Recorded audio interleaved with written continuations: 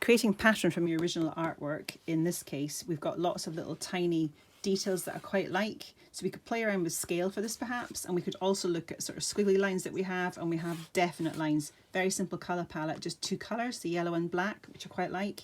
So for developing this, maybe you want to start drawing around your template again. It's like a new start. Maybe a couple of those there.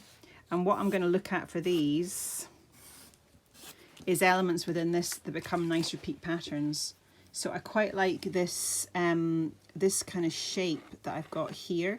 It's like that kind of teardrop shape.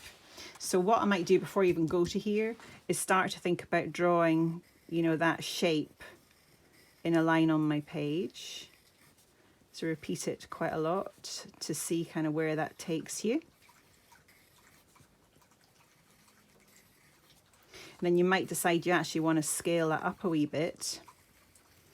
And as you do it, you're starting to realise maybe it's changing shape ever so slightly as well, but it's still coming from your original idea.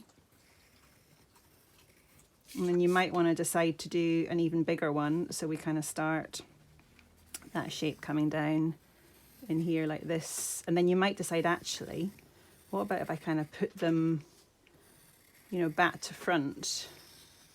And kind of, so it's that one element that you're taking, but you're starting to build up a pattern now that might be quite nice in your design. So something like that.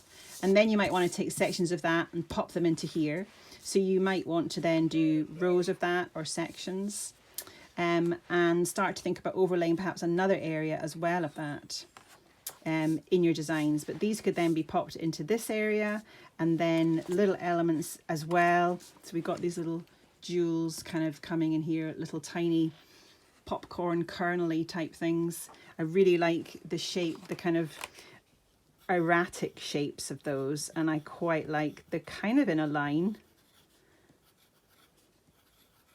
But all this is like using information that you've developed, and this is really important on the page in your sketchbook, that you're thinking, showing that you're thinking of these things and how you're developing it. And maybe another bit might be these lovely lines that I have, but I've also got these circles with a little bit in the middle as well. It's quite nice, and they're like another shape in here with a kind of off-center circle shape. So now you're starting to think maybe about, you know, what techniques these would maybe work in. And I see some of this working really well, perhaps with applique, you know, some nice circles of fabrics that you want to use. And then we could do another applique in the middle, but you could do then machine stitch to secure it. This could even be like a little knot hand stitched in the middle as well. So we want to think about those things. Could be vinyl, bit of applique fabric with vinyl on top as well.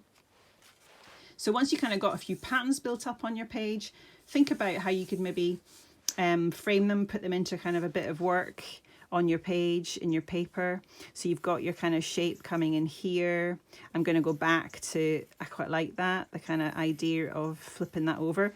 You could also, if you want, if you're struggling drawing that, you could actually cut that out of your card, and then you've got like a little template you could draw around and create more.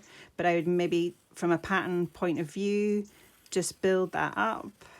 And then what I want to do as well is think about these erratic shapes.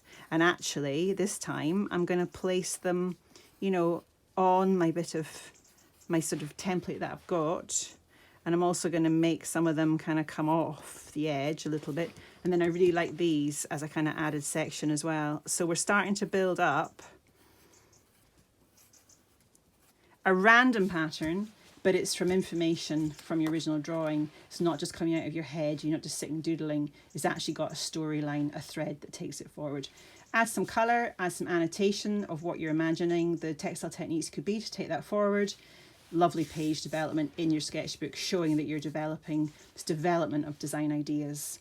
And then obviously you could draw around your sleeve on the page as well of this room. And then this pattern here might be just a little section of the sleeve. Doesn't have to fill the whole sleeve. Could be your sleeve, you decide to have a stripe section, and this is like an area of that as well. So it just builds up a really nice picture, shows design development.